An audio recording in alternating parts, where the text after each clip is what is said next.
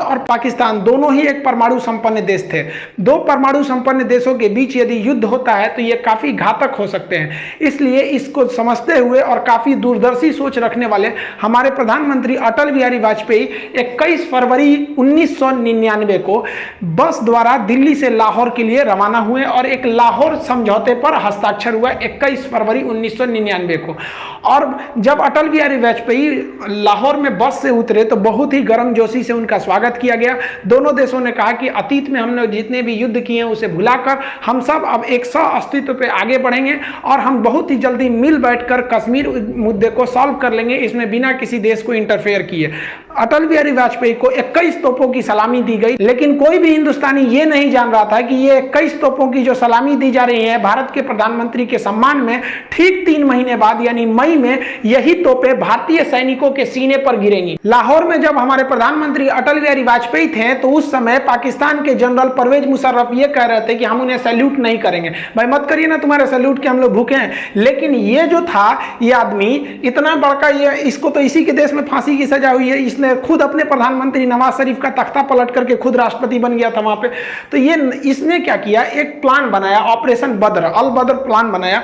और इसमें ना कई जनरल थे, 4-5 लोग, यही लोग मेन थे। इनमें सबसे महत्वपूर्ण जो थे वो तो एकदम ये तो था ही भाई, ये जनरल ही थे परवेज मुशर्रफ। और यहाँ पे चीफ ऑफ जो जनरल स्टाफ थे अजीज खान, और यहाँ मेजर जनरल जावेद हसन। ऐसा कहा जाता है कि पूरा जावेद हसन ने ही रूपरेखा तैयार किया था। हालांकि इतने लोगों का योगदान था कारगिल में। ये लोग चाहते थे कि जो शिमला एग्रीमेंट के बाद ये हुआ था, हम लोग में एक आपसी सहमति थी कि करगिल का जो एरिया है वहां टेम्परेचर -30 -40 चला जाता है, इतना ठंड हो जाता है। तो हम लोग क्या करते थे, अक्टूबर के बाद हम भी अपनी पोस्ट बंकर को छोड़ के चले जाते थे और पाकिस्तान भी चला जाता था। फिर हम लोग जाते थे मई जून के महीने में। तो पाकिस्तान ने प्लान बनाया कि 1999 में हम क्या करेंगे, अपनी जो जैसे भारत पीछे हटेगा, पाकिस्तान ने कहा कि हम लोग तो पीछे नहीं हटेंगे और उल्टे अपनी फौज भेज देंगे, उन बंकरों में घुसा देंगे जो भारत खाली करके गया है, और उन्हें हम क्या करेंगे, पूरी हथियार सप्लाई A to Z दे देंगे। ये ऑपरेशन अल बद्र में चल रहा था। इसको आप मैप से समझिए ध्यान से। ये जो आप लाइनिंग देख रहे हैं ये आपका एक्चुअली POK है, पाक ऑक्युपाइड कश्मीर। पाक ऑक्युपाइड कश्मीर का ये जो एरिया है, यहां से हम लोग, ये जिला जो आता है वो कारगिल जिला आता है। एक्चुअली लड़ाई जो थी वो कारगिल जिले में थी, वो 4 सेक्टर में थी। उसको एक्चुअली जिला कारगिल होने की वजह से उसका नाम कारगिल दे दिया। देखिए ये लाइन ऑफ कंट्रोल जो है, यहां से श्रीनगर से लेह तक एक सड़क जाता है 1A, नेशनल हाईवे 1A। अब पाकिस्तान का जो प्लानिंग क्या था कि ये हाईवे को हमको कैसे भी काट देना है। ये हाईवे काटने का 2 मकसद था। एक हाईवे को यहां से काट दीजिए और एक एरिया से, ताकि यहां से कोई सियाचिन में ना जा सके।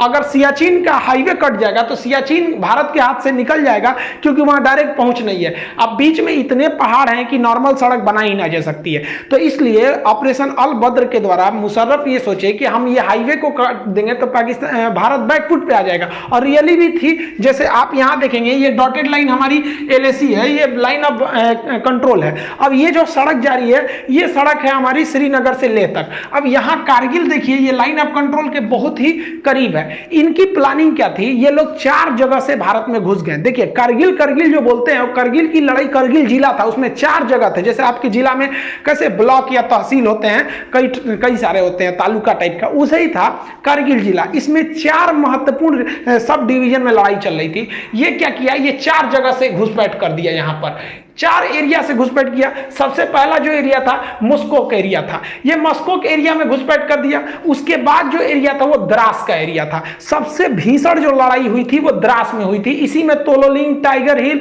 और .5140 इसमें सब आते थे सभी। तो ये वाला एरिया हो गया द्रास, और इसके बाद ये वाला एरिया हो गया काक्सर। काक्सर का एरिया जो था वो एक्चुअली बैकअप के लिए इन लोगों ने यूज किया था। और काक्सर के बाद ये बटालिक एरिया, बटालिक सबसे लास्ट में था। अब आप बताइए